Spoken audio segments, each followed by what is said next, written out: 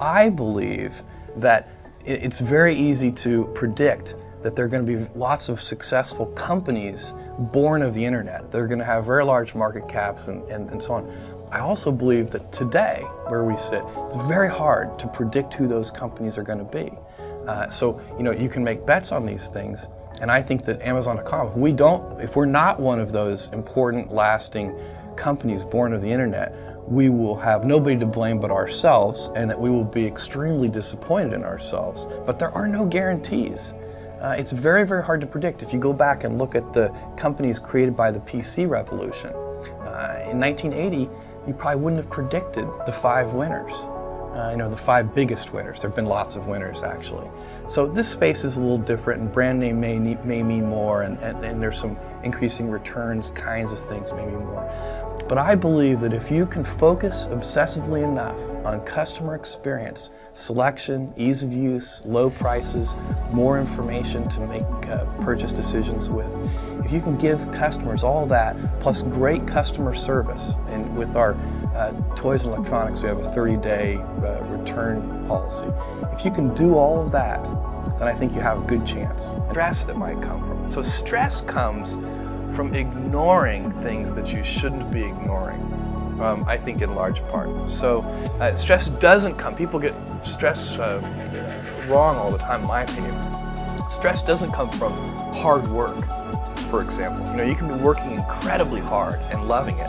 And likewise, you can be out of work and incredibly stressed over that. So, and likewise, if you kind of use that as an analogy for what I was just talking about, if you're out of work, but you're going through, a disciplined approach of, a series of job interviews and so on, and working to remedy that situation, you're going to be a lot less stressed than if you're just worrying about it and doing nothing. Gifts. So everybody has gifts. You have gifts and you have things that you didn't get gifted. Maybe you're extremely beautiful, maybe you're extremely good at mathematics, there are a lot of things that you can be given. But those things can confuse you because they're not the things that construct your life. It's your choices that construct your life, not your gifts. You can celebrate your gifts, be proud of them, be happy of them. Actually, don't be proud of them, be celebratory of them, but you can't be proud because they're gifts. They were given to you. You didn't earn them. You can only be proud of the things you earn. And so, as I got older, I started to realize I wasn't proud of my gifts. I was always good at school. School was always easy for me, and I was always proud that I was a great student. I got A's in all my classes. I was good at math, all of that. And I thought that's who I was, but it's not true. Those are the things that are gifts. What was hard for me is deciding to work hard, deciding to use my gifts in certain ways, to challenge myself, to do things that I didn't think I could do, to put myself in uncomfortable situations. We all I would say to a young person, you can choose a life of ease and comfort, or you can choose a life of service and adventure. Which one of those, when you're 90 years old, are you going to be more proud of? Every single important thing we've ever done, the most important things have always seemed dumb to industry experts at the beginning. So you have to get really good results. You have to defy conventional wisdom. And the problem, of course, is that conventional wisdom is usually correct. And so a simple test, like let's go talk to experts and ask them if we should do Amazon Web Services.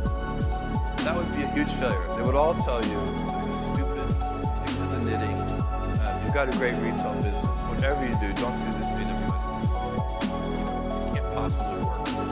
And of course, that would have been wrong. And so you can't listen to people at the beginning when they say it won't work, but you do have to sort of say, what are we doing differently?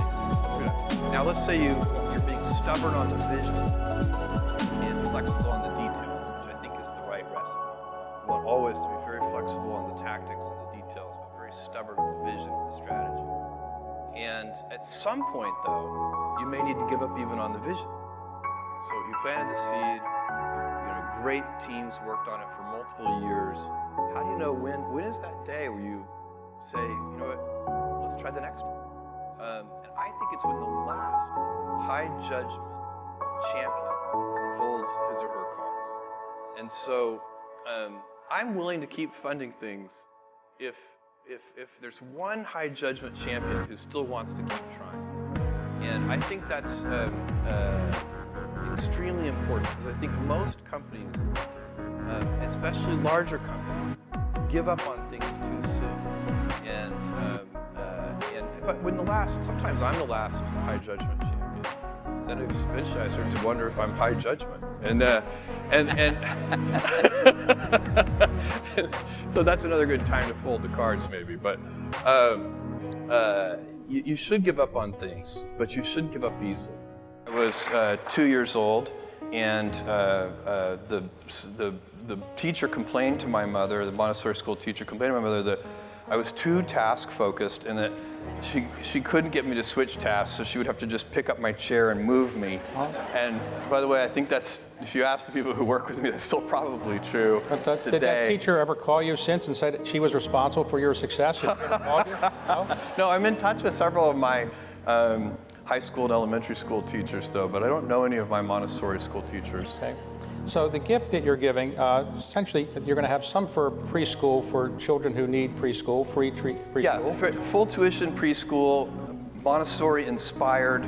I'm very excited about that because I'm going to operate that. That's going to be an operating nonprofit, and we're going to put them in low-income neighborhoods. We know for a fact that if a kid falls behind, it's really, really hard to catch up. And if you can give somebody a leg up when they're 2, 3, or 4 years old, by the time they get to kindergarten or first grade, they're much less likely to fall behind. It can still happen, but you've really improved their odds. The money spent there is going to pay gigantic dividends for decades. The other part of your gift will be to give awards out to... Yes, and that's going to be more traditional grant-making philanthropy. So there, I'm going to identify, with the help of a team, identify and fund, vet and fund family homeless shelters.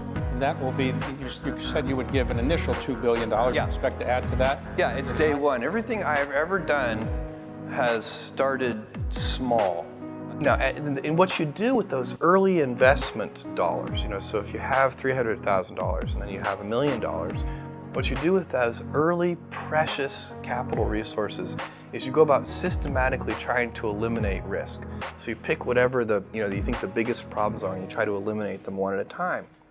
And that's how small companies get a little bit bigger, and then a little bit bigger, and a little bit bigger, until finally, at a certain stage, you reach a transition where where the company has more control over its future destiny. And when a company is very tiny, it needs a tremendous amount of not only hard work, but as we talked about earlier, luck.